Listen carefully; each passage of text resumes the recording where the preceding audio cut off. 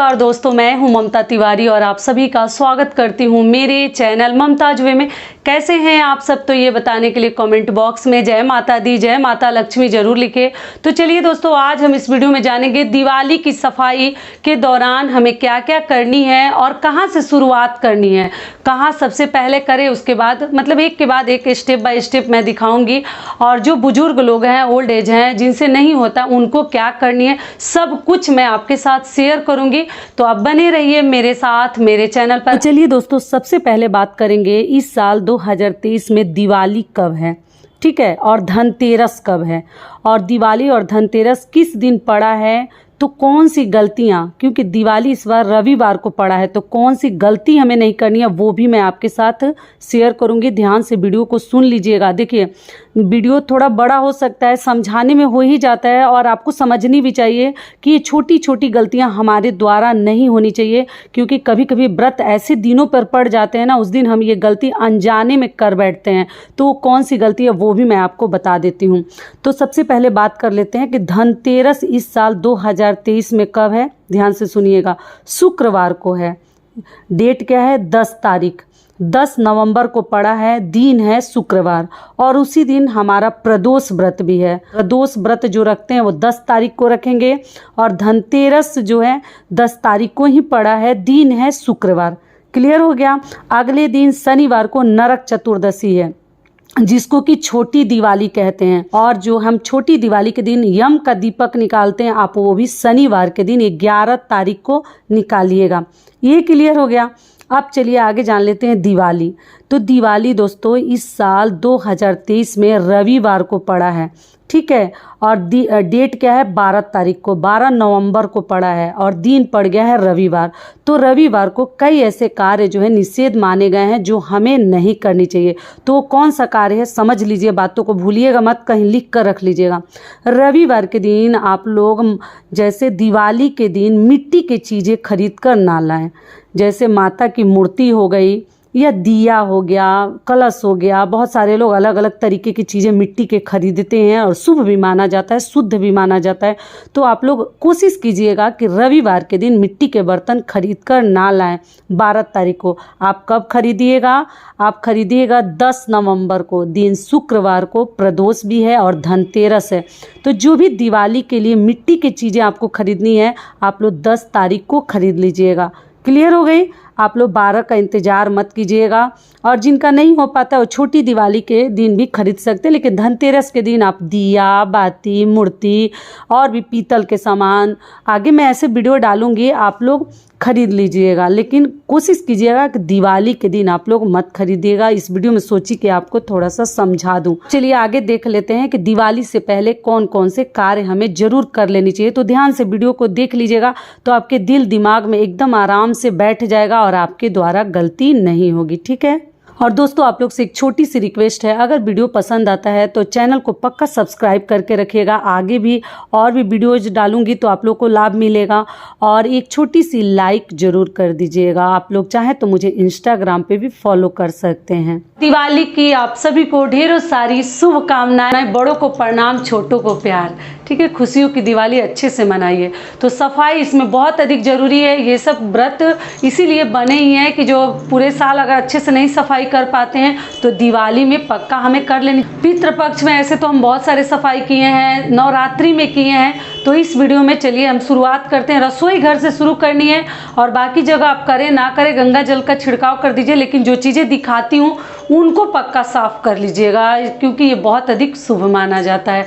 और जो old age हैं उनको बता दूं कि जिस एरिया में, जिस जगह में आप लोग नहीं सफाई कर पाते हैं, या और भी लोग हैं जो नए न्यूली लोग हैं, न्यूली मैरिड वगैरह, और जो लड़कियां हैं, आप लोग गंगा जल का छिड़काव कर दीजिएगा। जो जहां आपका दिल मतलब करे कि ना करते हैं, मतलब पर्दा वगैरह है, तबीयत ठीक नहीं है, तो वहाँ गंगा जल डाल के आप लोग शुद्ध कर लीजिएगा। तो सबसे पहली चीज़ क्या है कि हमारे घर में ये जो स्पाइस का किट होता है ना, मसालों का डिब्बा, तरह तरह का इसमें हम मसाले रखते हैं, ये दिवाली में आप लोग पक्का साफ़ कर लीजिएगा। इसको आप लोग मतलब गंदा मत छोड़िएगा, इसको ना कटोरी में या थाली में अपने आइडिया से सब निकाल लीजिएगा और धो के सुखा लीजिएगा, क्योंकि ये बहुत इंपॉर्टेंट है मसाला। और हमारे घर का ये नमक का जो बर्नी कह लीजिए या मतलब डिब्बा बॉटल जो ही है ये धो देते हैं, क्योंकि पितृपक्ष में भी हम लोग धोए थे और नवरात्रि में तो धोए कि नहीं धोए आप लोग देख लीजिएगा, लेकिन दिवाली में नमक का डब्बा पक्का धो दिया जाता है। नमक पक्का फेंक दीजिएगा, जो इस्तेमाल करते हैं नया नमक बर्नी को धोकर रख लीजिएगा। अगली चीज़ क्या है, चीनी। नमक और चीनी के बिना भोजन का पूरा स्वाद अधूरा है, तो इन सभी चीज़ों को पक्का दिवाली में साफ कर लीजिएगा। रसोई घर से ही शुरुआत करनी है। तो ये डब्बा हो गया, नमक हो गया और चीनी हो गया।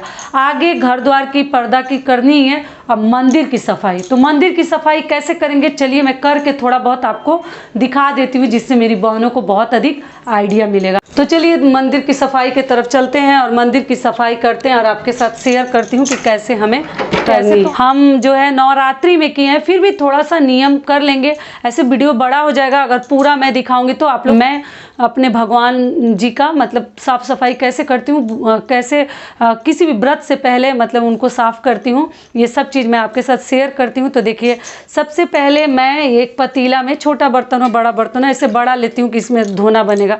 पानी ले ली हूँ, इसमें गंगा जल मैं मिलाऊंगी। देखिए मैं इसी में गंगा जल रखी हूँ। तो पहले हम भगवान जी को मतलब पोछेंगे, तो इसलिए गंगा जल थोड़ा सा इसमें मिक्स कर देंगे। तो देखिए गंगा जल मैं इसमें मिक्स कर ली और मिक्स करने के बाद देखिए हमें कैसे साफ़ सफाई करनी है। तो देखिए मैं मंदिर में अपने पर्दा लगा कर रखी हूँ, कि मैं आपसे बताई थी पहले भी कि मंदिर में पर्दा पक्का लगा के रखा जाता है। रात को हम पर्दा को फैला देते हैं थोड़ा सावधानी से, नहीं तो क्या होगा ना कि फिर आपका पर मतलब दिया वगैरह से पकड़ने का चांस रहता है। तो देखिए मंदिर के जो बर्तन हैं ये तो हम धोएंगे, तो हम धोते ही हैं हमेशा, लेकिन दीपावली के दिन इसको भी हमें धो लेनी है जब समय मिले तब। तो इसको मैं पहले साइड कर देती हूँ। और उसके आगे देखिए, अगर आप चाहें तो पूरे देवी देवता को उतार सकते हैं इसमें से, जैसे निकाल के, और फिर आप लोग देवी देवता को बाहर निकाल के मंदिर की साफ सफाई कर सकते हैं। लेकिन मैं नहीं करूँगी, क्योंकि मैं जस्ट अभी दुर्गा पूजा में की थी। तो हमें कैसे करनी है, जितने भगवान जी के ये चुनरी है ना, मैं आपको हमेशा सिखाती हूँ। देखिए अभी करके भी दिखा रही हूँ। तो ये सारे चुनरी माला ऐसे तो नया लाएंगे दिवाली के लिए, फिर भी हम उतार लेते हैं और ये सभी चीज़ें हम इनको साफ़ करेंगे, सर्फ के पानी में धोएंगे।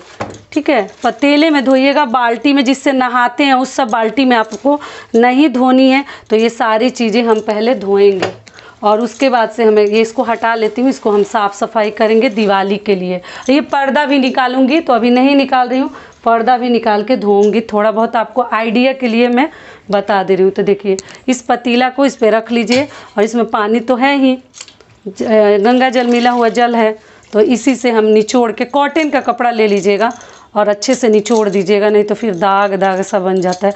और फिर हम शुरुआत करेंगे और अच्छे से अपने घर के जो ही देवी देवता हैं इनकी हम अच्छे से साफ़ सफाई कर देंगे, पोंछ देंगे भगवान जी को। ऐसे तो हर व्रत में हम लोग पोंछते हैं।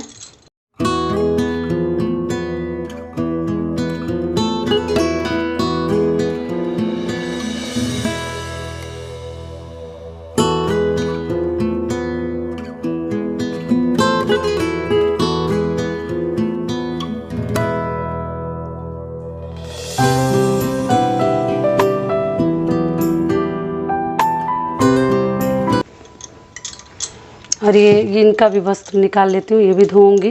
और ये हमारी छोटी सी गणेश लक्ष्मी जी हैं, इनको आप लोग बोलेंगे कि दो है, तो देखिए ये चांदी के हैं। इनको कभी कभी दिवाली में मतलब ऐसे पूजा मैं करती हूँ तो दो रखती हूँ, ये चांदी के हैं और वो जो है मार्बल के हैं।